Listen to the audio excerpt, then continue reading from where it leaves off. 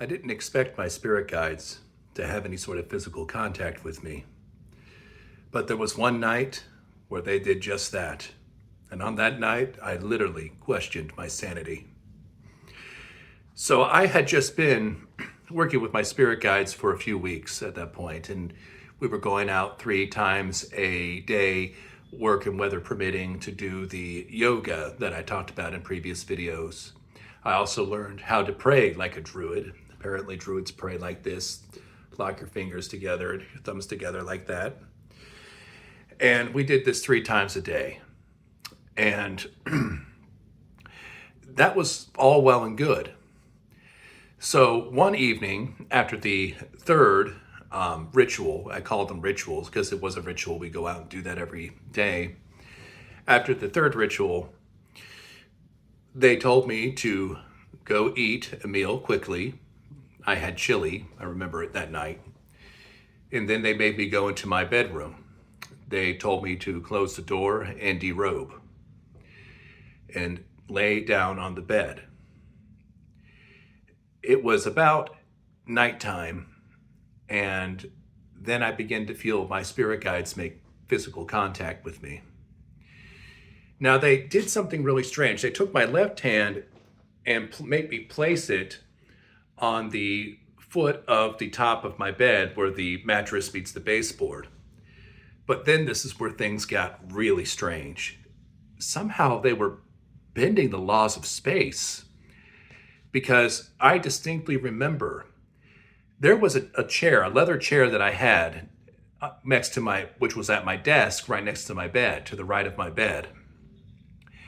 The mattress, the leather chair, all of a sudden, however, the feel of that leather, I knew exactly what it felt like, all of a sudden was in between the mattress and the headboard, and it was, I don't know, about 6 or 7 inches in between the mattress and the headboard. If not, the mattress was replaced with this leather chair. It was just impossible.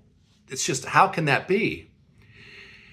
And I then started feeling my leading spirit guide, the high priestess. I felt her robe. It was made of a strange fabric, but I also felt her hair. Now, this was a lichen. A lichen is an elf-like humanoid. Okay, it has the prominent pointed ears and slanted eyes. Okay, her hair felt different. It didn't feel like the hair of a human being, even though it was very similar. I don't know, something about the way it felt, I guess the texture, you might call it, was very different. Now, while I could feel her, if I put too much pressure on her quote-unquote body, well, my body would go through it. So obviously you had to be very gentle and very delicate as to when you're making physical contact with these entities. You can feel them, but again, if you got to be gentle, else you, what you call, ruin the effect. So that was weird. And what happened next was we started getting a little, well, not sexual, but intimate. They started kissing me. But when they kissed me, I started going into these strange convulsions. I started shaking. Now, I was still very conscious. It didn't feel like a seizure, but then again, I've had a seizure. You don't really know when you're having a seizure, at least not the one I had.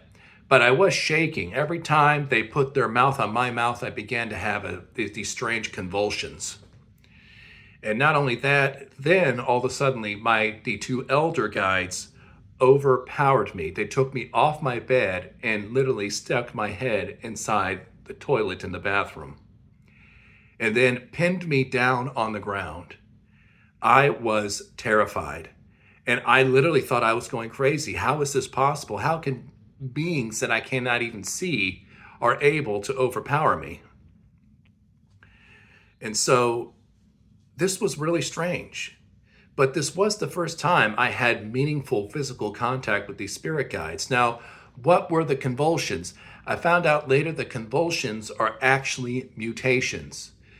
Bridget, who had contacted my spirit guides a few months back before we began in the fall of that same year, told my guides to start working with me, but also she was going to increase my sensitivity in terms of my paranormal mediumship.